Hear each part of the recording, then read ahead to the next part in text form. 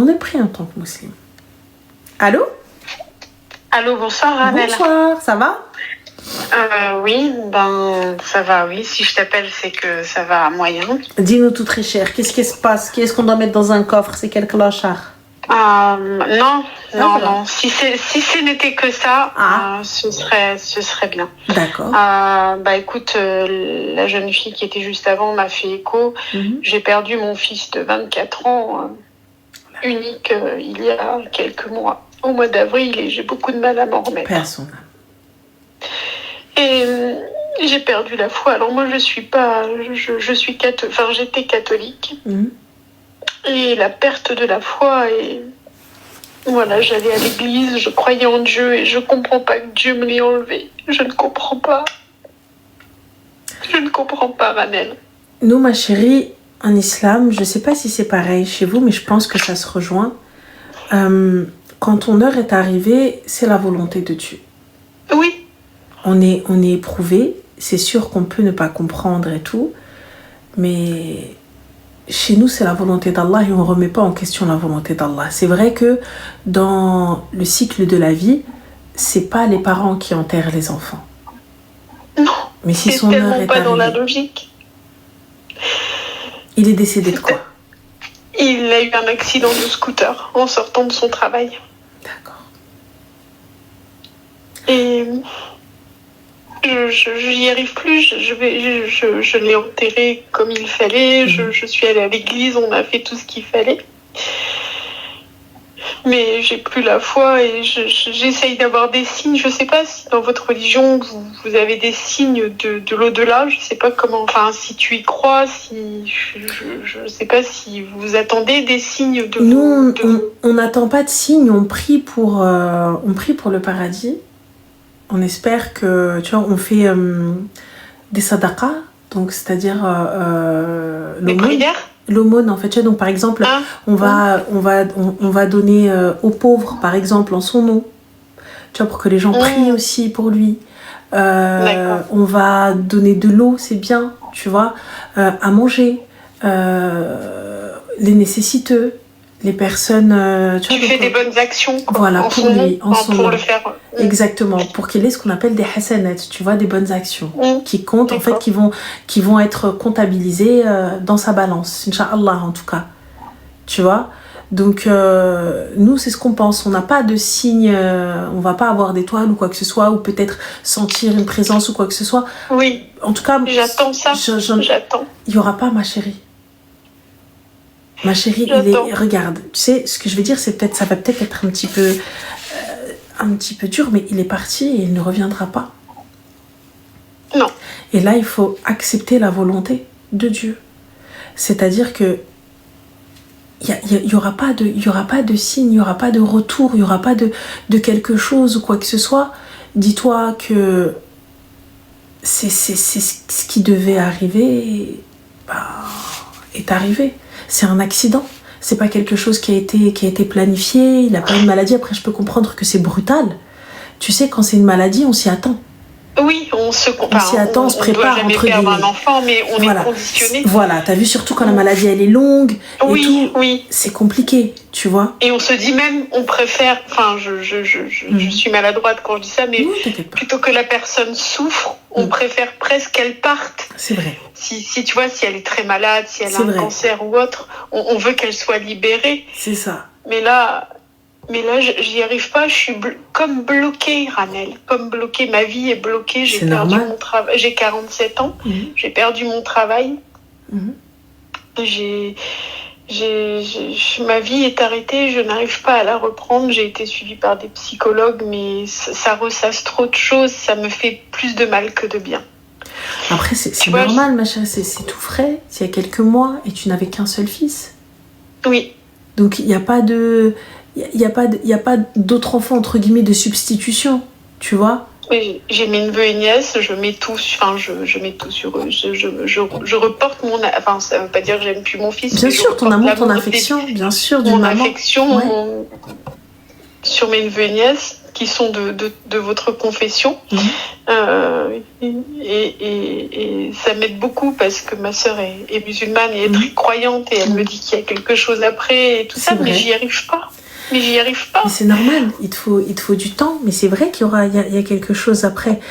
C'est vrai que ce que je veux dire, pour certaines personnes, peut-être ce sera pas audible ou compréhensible, mais Allah ne fait pas les choses... Enfin, en tout cas, nous, on croit que Allah ne fait pas les choses comme ça. Il ne fait pas les choses pour te punir.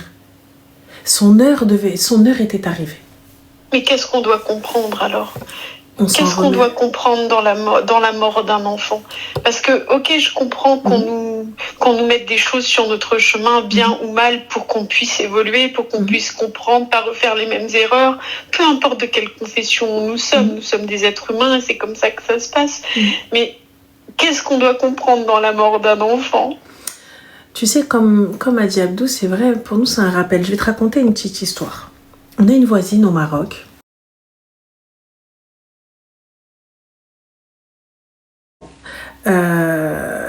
Et son fils, tu sais, elle avait été un dar. C'est une famille qui est très pieuse, très très pieuse. La maman est voilée, elle porte vraiment un hijab shara'i, tu vois, vraiment très couverte, tu vois pas son visage, les filles aussi couvertes, les garçons et tout ça. Bref, et c'est une famille avec qui on a grandi, même quand on allait à chaque fois au Maroc et tout, c'est avec eux qu'on joue. Et elle a un fils, Hamouda. La maman assiste à un cours de religion avec ma belle-sœur. Et ils sont en train de parler, de s'en remettre à Dieu sur la perte d'un enfant. Ma belle-sœur, elle lui dit, écoute, moi j'ai 3 garçons, je pense que je m'en remettrai pas. Même si je sais qu'il faut s'en remettre à Dieu, je m'en remettrai pas, j'y arriverai pas. Mais khair et voilà, et j'espère que Dieu ne m'éprouvera pas de cette manière et tout ça, etc. La mère de Hamouda, qu'est-ce qu'elle dit ?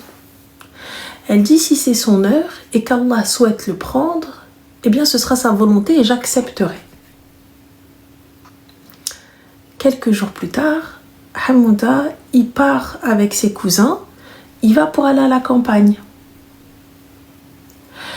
Tu sais, il sort et il revient, il reprend sa mère dans ses bras. Il lui dit, tu vas trop me manquer. Alors, des choses qu'il ne faisait pas. Il repartait, il ressortait, il revenait en courant, il revenait, il la reprenait dans ses bras, il lui dit, tu vas me manquer, maman, tu vas me manquer. Et il criait dans la rue, il lui dit, maman, au revoir tout le monde. Un fou. Quel âge il avait ? Il avait quoi ? Il avait peut-être à peine la vingtaine. D'accord, ouais, donc c'était un jeune adulte. Vraiment, et tout. Et tout, aucun fou. Et comment te dire, c'est vrai que ça nous a atteint parce que c'était le seul qui avait la patience avec ma sœur quand elle devait aller acheter des fringues et tout. Il l'emmenait sur sa moto et tout ça. C'était la seule famille avec qui il nous laissait jouer, tu vois, avec qui il nous laissait partir. Et dis-toi, quelques heures après, la mère, on l'appelle, accident de voiture, tout le monde que des blessés légers, qui est mort. Son fils. Elle s'est levée, elle a fait ses ablutions, elle a prié et elle est partie toquer chez les voisins. Elle leur a dit, venez, j'ai perdu mon fils. Je n'ai jamais vu une femme aussi... digne. Absolument. Tu sais, voilà, je t'en parle, j'en ai la chair de poule. Elle a perdu son fils, elle pleurait, elle avait juste les larmes qui coulaient, mais elle les essuyait, elle les laissait pas couler. Elle te dit, c'est la volonté d'Allah, c'est la volonté de Dieu. C'est la volonté de Dieu. Dieu l'a voulu, Dieu l'a repris. Sa foi était inébranlable et elle est inébranlable, Allahumma barik. Franchement, c'est une famille, Allahumma barik, ils sont tous dans le din, le sport, c'est des gens carrés, tabarakallah, tous, du grand au petit, de la fille, du garçon, tous, tabarakallah, franchement, subhanallah, ils leur ont donné une foi, Rabbi, ils les a éprouvés. Mais tu vois, c'est la foi qui l'a tenu. Ouais. Et moi, je m'en veux parce que il faut pas s'en vouloir. Dès lors que j'ai vu mon fils mort, c'est parti. Mais ma chérie, tu peux encore retourner. Tu peux encore prier. Peut-être que ça va t'alléger, ça va te soulager. J'y vais parce que j'y vais pour mon fils, justement. Je vais à l'église, je mets un cierge, tu vois, je prie avec ma petite sœur. On va voir, enfin, on va sur la tombe, on en parle tout le temps, mais quand je vois qu'elle a encore la foi, elle me dit, moi, c'est ça soutiens ma sœur, c'est que je sais qu'il est quelque part, je sais qu'il est bien. Et moi, je n'y arrive pas. Rana, je n'y arrive pas. Et pourtant, j'aurais sûrement tenu le même discours à une maman. Je pense que c'est parce que c'est encore frais, ça passera pas tout de suite. Et ça passera jamais totalement. Tu sais, la perte d'un enfant, je peux pas te dire je sais ce que c'est, je peux pas, hormis entre guillemets, vulgairement parlant, hormis la théorie, je n'ai pas la pratique. Je peux pas te dire je sais ce que tu ressens. Je ne te le souhaite évidemment pas. Je ne te le souhaite évidemment pas. Mais je peux pas te dire oui, je sais ce que tu ressens et tout, mais à part demander à ce que Dieu apaise ta peine, c'est tout ce que je peux te souhaiter. Tu vois, peut-être que s'il avait eu un accident et qu'il allait être handicapé à vie, et quand bien même c'est ton fils, mais ça allait devenir un fardeau pour toi.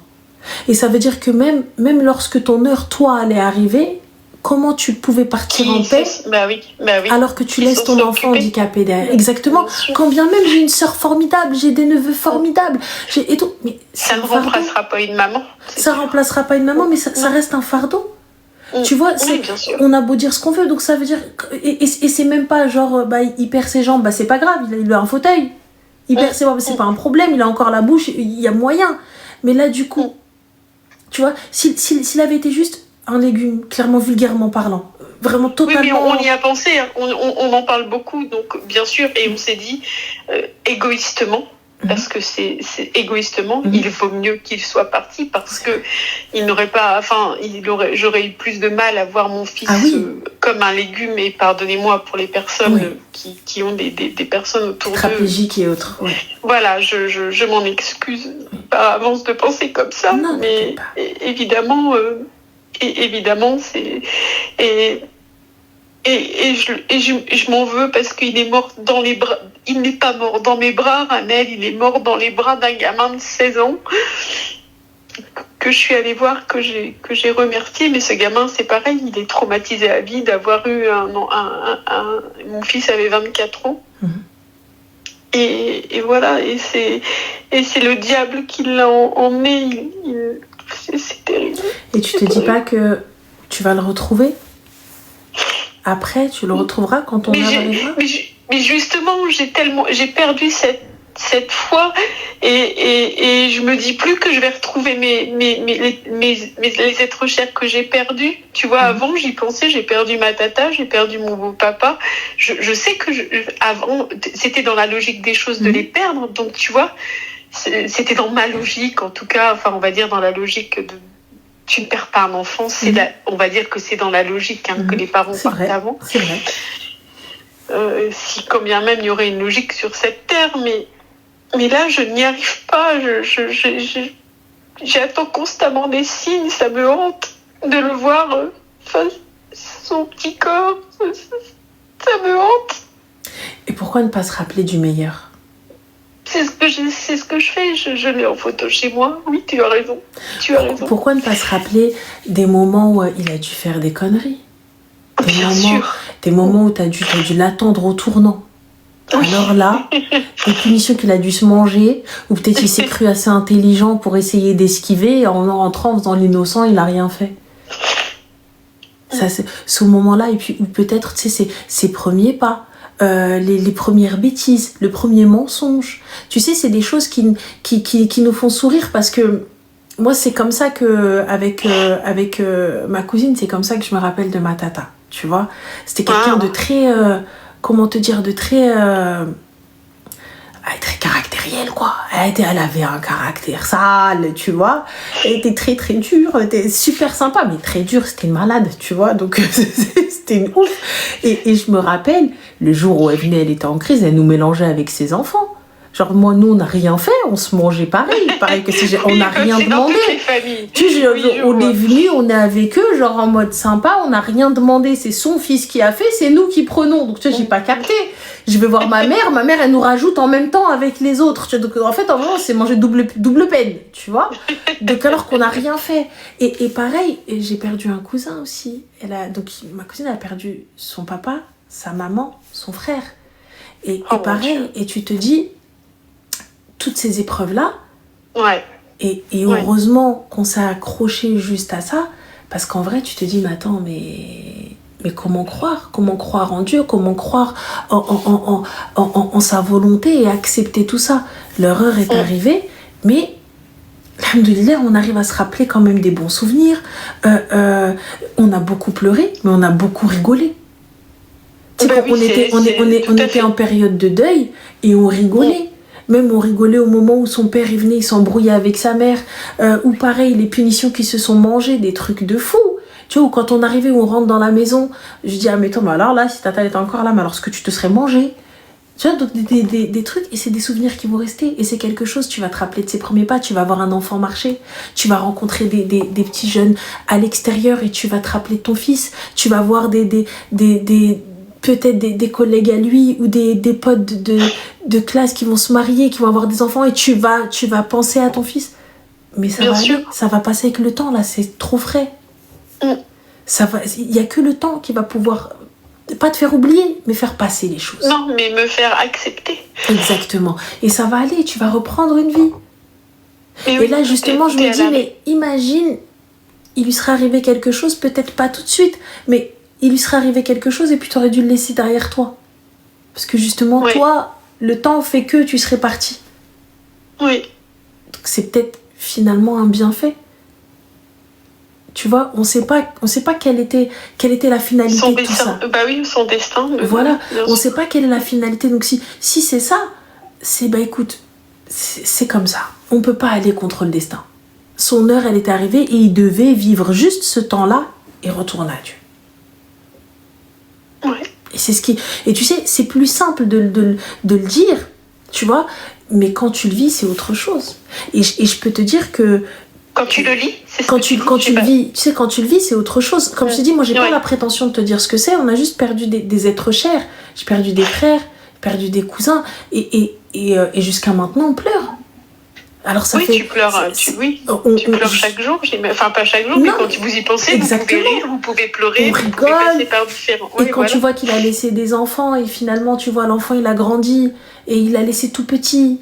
Et finalement, l'enfant grandit, l'autre, il a même pas eu le temps d'avoir des enfants, ni rien du tout. Et finalement, il se retrouve, il est décédé aussi. Tu te dis, mais et finalement, il a rien vécu, il a rien eu.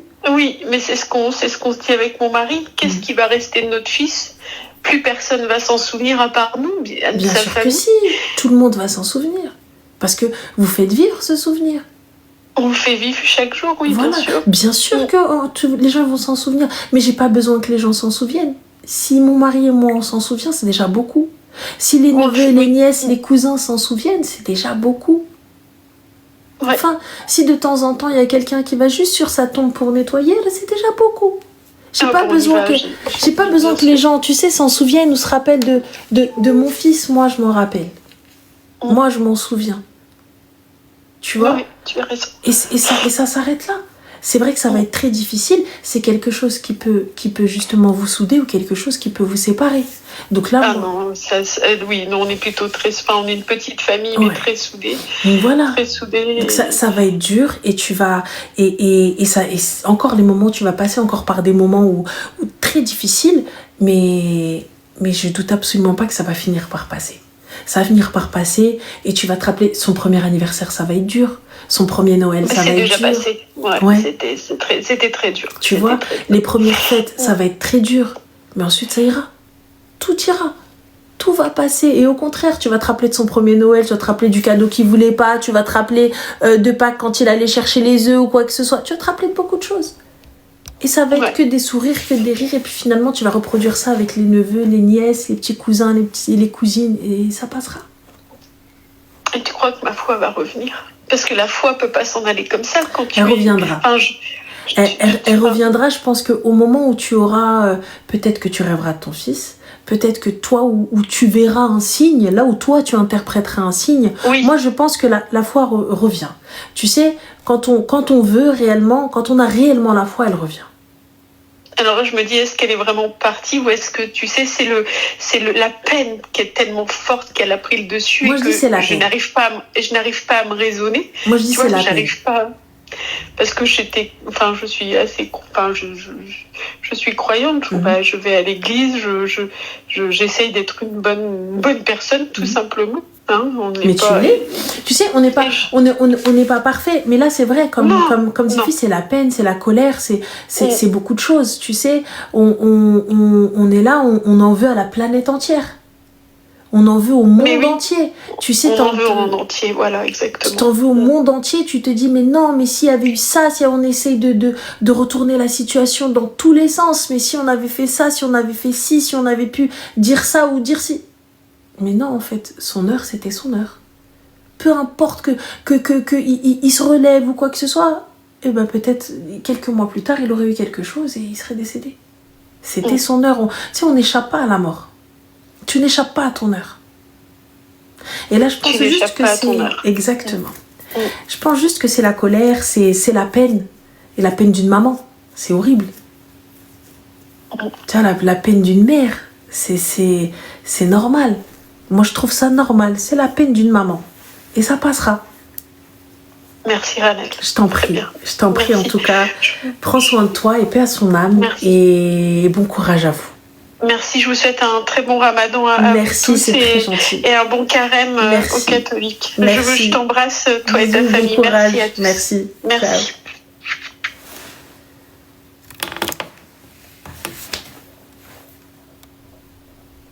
C'est horrible. Ah, c'est horrible. C'est horrible. C'est horrible. Ah, tu sais pas... Ah, c'est horrible. Voilà, c'est dur. Ah, sacré soir, il y a eu des... C'est difficile. Voilà, qu'est-ce que tu veux... T'as les mots en tant que musulman parce que t'arrives à... Là, en l'occurrence, tu vois, quand quelqu'un a la foi, ça va, peu importe sa religion, on se rejoint un petit peu. Mais quand quelqu'un perd la foi, comment tu fais? Tu vois, et puis même, tu sais pas. Tu sais pas, toi, t'as pas vécu ça. Tu vois? Donc, hormis essayer d'apaiser sa peine et de lui dire que tu entends et que tu essayes de comprendre, mais tu l'as pas vécu. Donc, tu sais pas si ce que tu dis, ça peut être déplacé, si ce que tu dis, c'est pas... Voilà. Très difficile. Très, très difficile. Mais bon, khair, Inch'Allah. En tout cas, qu'Allah apaise vos peines, que Dieu apaise vos peines. Je sais pas en quoi vous croyez, mais en